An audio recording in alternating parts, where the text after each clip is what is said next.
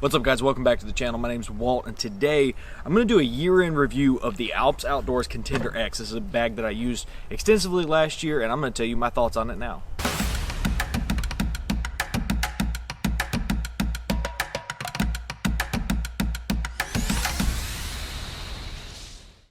Okay, so here's the deal with this bag. I really like this bag a lot. In the end, this bag is almost perfectly what I want it to be. A couple slight tweaks that we'll talk about at the end, but first I'm going to start off with the things that I really liked.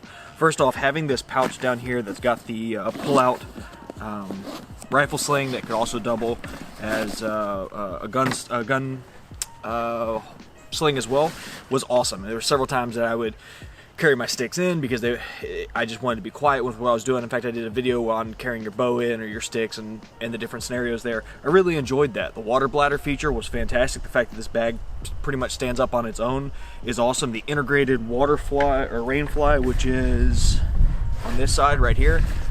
Overall, this bag really pushes the limits of what I think most people consider a hunting bag, and I like it a lot for those reasons. It's comfortable, it's light, it doesn't smell a lot. It feels like it breathes really well. Wear and tear, maybe a little wear up top, but realistically it feels like it's been put together really nicely. It's going to probably take several more years worth of abuse if I wanted it to, but that's where this comes in. Probably not going to use this bag next year for a couple reasons why. So if you're looking at this pack, right, there's no adjustable yoke strap.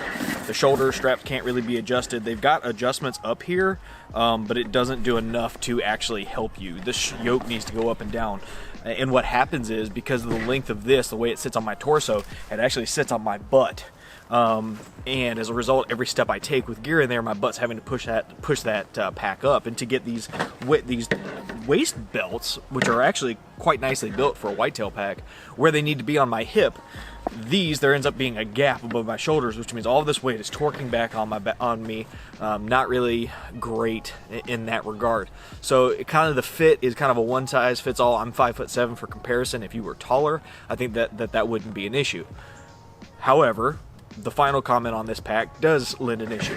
And what happens is there's an L-frame piece of plastic in here that helps this bag keep its shape, which is awesome, absolutely amazing.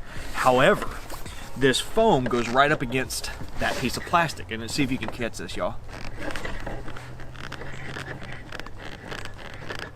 I'm gonna get the camera closer, hang on.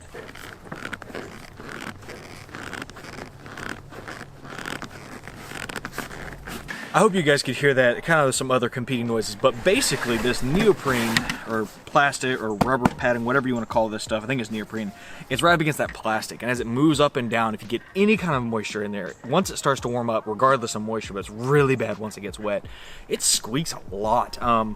Would it spook game? I don't know that it would. It annoys the heck out of me, so in that regard, it's a frustration. So here's the upshot. If this pack was slightly more adjustable and they were able to find a way to protect, maybe put a sheathing over that plastic so it wouldn't rub, man, I'd be using this pack all day and twice on Sundays. I actually am bummed that it has these issues, and I'm hoping that Alps will fix these in the coming generations of this pack, because it does a really good job. I think the majority of whitetail hunters don't pack out meat, and so they don't need something that can pack out meat. This would be a killer option for them. So I talked a lot about this bag in the past. Overall, I'm pleased with how it's performed. It just needs a couple things, and I think I'm going to explore something that does have some load bearing capability for, packing out meat, largely because some of the areas I'm going are really deep, and I don't really want to keep dragging deer out. So if you're interested in this bag, you have a long torso, and maybe you're not necessarily, and maybe that noise is unique to this pack, I don't know, but if you're willing to deal with a little bit of squeaking when you walk, it's a really good option.